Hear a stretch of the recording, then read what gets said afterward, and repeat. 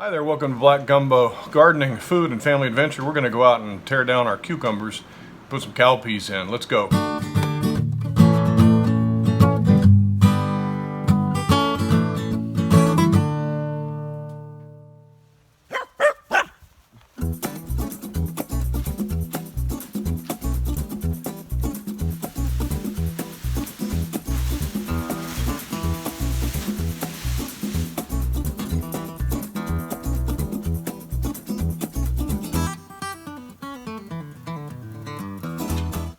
This debris, I'm going to let the sun wilt it down so it's not so large. I'm going to try to recover some of my my trellis rings out of there.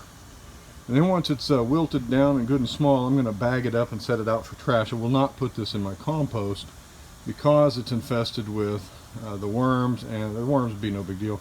But it's that powdery mildew that I'm concerned about.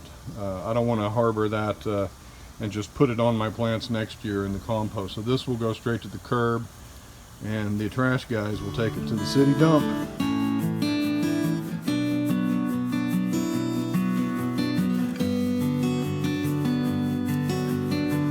You see that hole? This is one of the reasons we're taking these guys out of here. It's because inside you got worms. And there he is. I don't know if you can see him. Right in there, he's moving around in there trying to get away from the light. There is a big one right there. See that fella? These are spinners. You see they've got some, they are able to spin a web or at least silk. So interesting. Here's what we got now. My last two cucumbers that are not infested with worms. Along with a rubber snake that I recovered from back when we were trying to keep cats out of this bed. So all this, I guess what that's about 10 feet worth.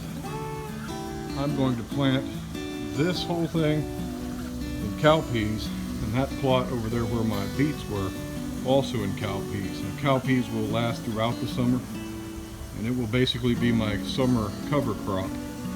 We don't take a winter break here, we take a summer break. And the cover crop is going to be a legume that fixes nitrogen in that soil. All those roots you see from the cucumber plants, I'm going to leave them there. This is a no-till garden. They will break down and add organics to the soil.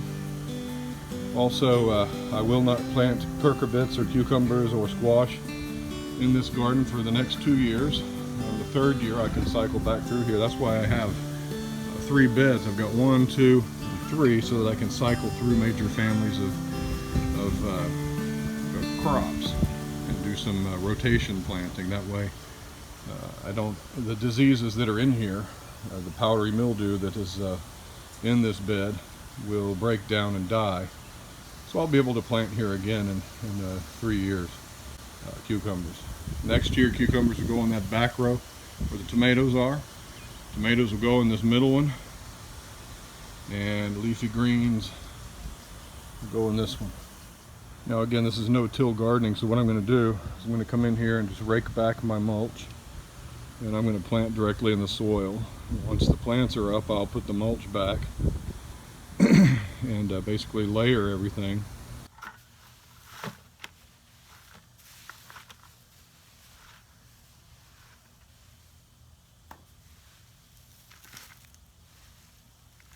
Alright, the varieties we're going to be planting this year of cowpeas are purple Pinkeye. This is an old heirloom that my family really likes.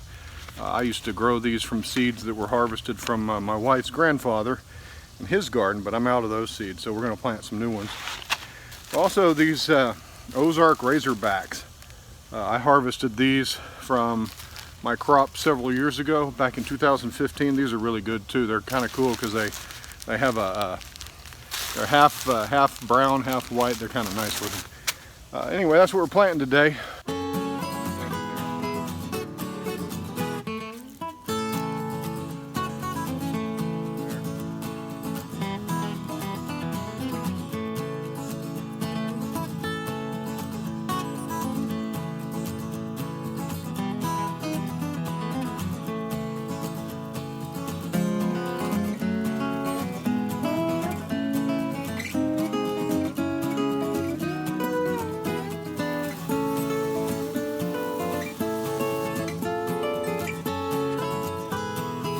You know, it's so funny.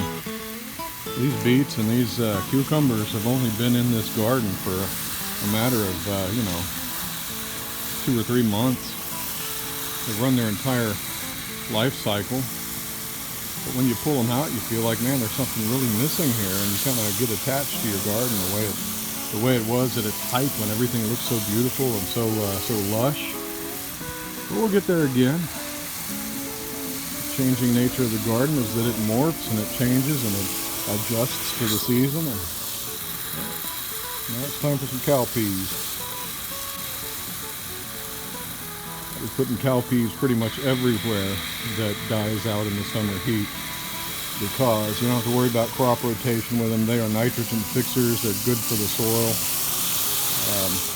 They last through the summer. They give you a good crop. So yeah, get these watered in real well, and we'll see how long it takes for them to sprout. There we go, all planted, ready to go.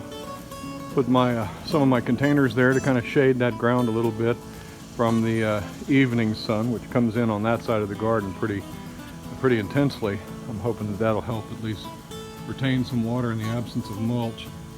Most of my mulch I shoved over here to help these squash plants, which are now bearing fruit, to help these guys retain some moisture. Well, we'll see. Thanks for joining me today. That was a lot of work. Please subscribe to our channel. Like our videos and comment. We sure would like it.